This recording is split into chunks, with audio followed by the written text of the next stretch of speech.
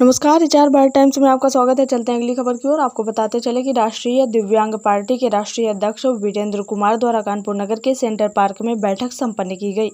वीरेंद्र कुमार ने कहा कि कानून में दिव्यांगजन को मिले आरक्षण का लाभ दिव्यांगजन को नहीं मिल पा रहा है।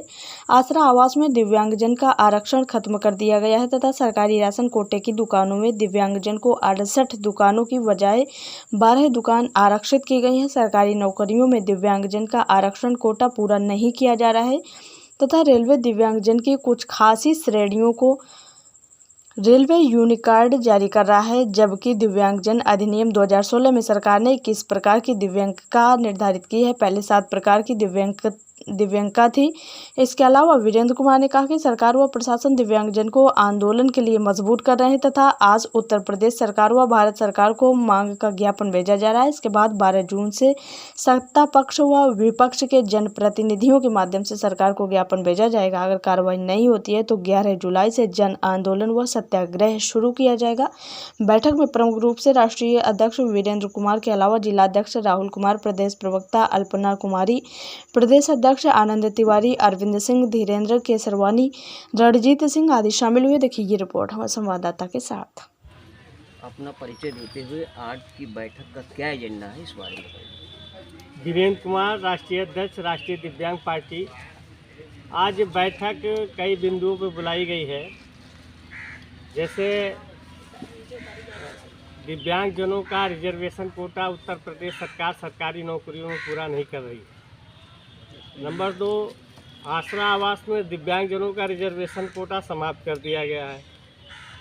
नंबर 3, राशनिंग विभाग ने जो सरकारी राशन की दुकानें हैं उनमें जो दिव्यांगजनों का रिजर्वेशन कोटा है वो 68 होना चाहिए पूरे ज़िले में, और 68 की बजाय उन्होंने मात्र 12 दिव्यांगों को रिजर्वेशन दिया है। तो हर तरीके से दूसरा, सीएमओ कार्यालय में जो यूडीआईडी कार्ड का सिस्टम बहुत ख़राब हो गया है। लोग आवेदन नहीं कर पा रहे हैं।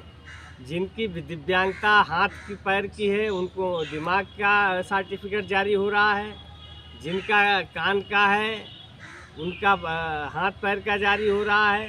तमाम लोगों के प्रमाण पत्र ऐसे बने हैं जिनमें दिव्यांगता ही नहीं लिखी है। तो ये तमाम समस्याएं आ रही हैं। उसके लिए हम लोग आज बैठ रहे हैं। बैठने में यह निर्णय लिया जाएगा कि क्या किया जाए। आंदोलन की रूपरेखा तय करें, उसके लिए जो सिस्टम है वो अपनाया जाएगा।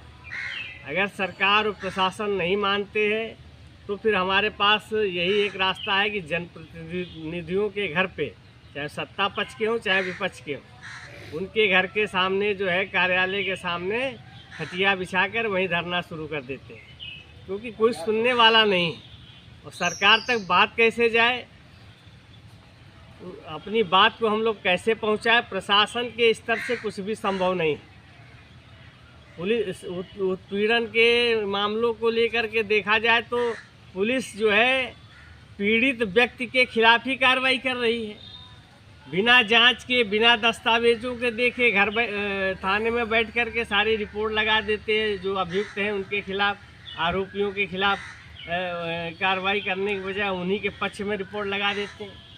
तो ये तमाम चीज़ें हैं जो सरकार और प्रशासन के सामने हम लोग को रखना है। इसके लिए हम लोग पुलिस कमिश्नर से कई बार मिल चुके हैं, निचले स्तर के अधिकारियों से वार्ता हो चुकी है, लेकिन कुछ नहीं हो पा रहा। लेकिन उत्तर प्रदेश की सरकार तो ये कहती सबका साथ, सबका विकास, सबका विश्वास, और हम पारदर्शिता से काम कर रहे हैं, गलत करने वाले अधिकारी नहीं छोड़े जाएंगे। तो क्या है सब ये? तो गलत करने वाले अधिकारी तो खुलेआम घूम रहे हैं। थाना किदवई नगर में राजेश शुक्ला के मामले में आज तक कोई कार्रवाई नहीं हुई। वो पीड़ित है और पीड़ित के खिलाफ ही मुकदमा पैसा ले दे के कर दिया गया। तो आखिर सबका साथ सबका विकास अगर यही है तो नहीं चाहिए ऐसा विकास, और नहीं चाहिए ऐसा सबका साथ सबका विकास। क्यों कि पीड़ित को ही अगर उसका ही उत्पीड़न होने लगेगा तो क्या मतलब है। अगर माननीय मुख्यमंत्री जी अच्छा काम कर रहे हैं तो अपने अधीनस्थ के ऊपर भी तो नियंत्रण रखें। अगर पुलिस कप्तान पुलिस कमिश्नर अगर कोई आदेश जारी करते हैं तो उनके आदेश की क्या अहमियत है जब थाने में बैठ के सिपाही रिपोर्ट लगा रहा है बिना जांच के। अभी जी आप दिव्यांगों के लिए बड़ी मेहनत से काम करते हैं, आपकी सारी टीम तत्पर रहती है और काफ़ी लिखा पढ़ी प्रपत्र आपके आते जाते रहते हैं, उसका क्या रिस्पांस आ रहा है? देखिए कुछ नहीं, हर विभाग केवल बला टालने की कोशिश कर रहा है। हमने जनसूचना का सहारा लिया, राशनी विभाग में हमने पूछा कि भाई कितनी दुकानें शहर में स्थापित है और कितने दिव्यांगों को दिया गया, तो उन्होंने कहा 1300 कुछ दुकानें बताई और कहा 12 दिव्यांगों को है।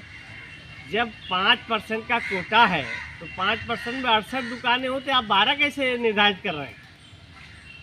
ये हक मारा जा रहा है, तो आखिर हक जो मारा जा रहा है वो सरकार को ही तो सुनना है, प्रशासन के लोगों को सुनना है। हमने माननीय न्यायालय आयुक्त दिव्यांगजन की कोर्ट में हमने प्रत्यावेदन दिया, वहाँ से भी पत्र आया, उन्होंने आयुक्त खाद को जो है भेज दिया उत्तर प्रदेश शासन को।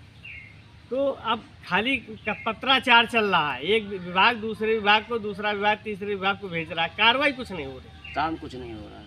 अब अगला कदम क्या होगा आपका? नहीं, अगला कदम तो यही है कि सबसे पहले हम लोग जनप्रतिनिधियों के घर पे, आवास पे और कार्यालय पे खटिया बिछा करके आंदोलन करेंगे, और उनके माध्यम से भी बात नहीं बनी तो फिर सीधा मुख्यमंत्री कार्यालय पर जा कर के और वहीं खटिया बिछेगी, वहीं आंदोलन होगा, और तब तक नहीं हटेंगे जब तक हमारी मांग पूरी नहीं हो जाती, रिजर्वेशन कोटा नौकरियों में पूरा नहीं हो जाता, दिव्यांगजनों को आवास नहीं मिल जाता, रोजगार की व्यवस्था नहीं हो जाती, स्वास्थ्य शिक्षा सुरक्षा की व्यवस्था नहीं हो जाती, तब तक लड़ेंगे।